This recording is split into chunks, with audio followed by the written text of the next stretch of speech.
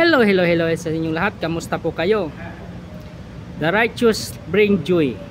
Ang matuwid ay nagdudulot ng kagalakan. Ang mga leader na may takot sa Diyos ay namumuhay ayon sa kanyang kalooban ay nagdudulot ng kagalakan at kaayusan sa bayan. Ang kanilang pamumuno ay nagpapakita ng katarungan, katapatan at malasakit sa kapwa.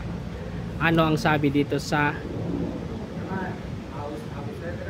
Kawikaan, mga Kawikaan chapter 29 verse 2. Kapag matuwid ang namamahala, bayan ay nagsasaya.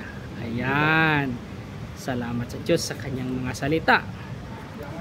At ugaliin nating manalangin araw-araw para sa ating kaligtasan. At shout out sa ating mga follower and viewers. Ingat-ingat po kayo. Kamusta po kayo? Ingat lagi.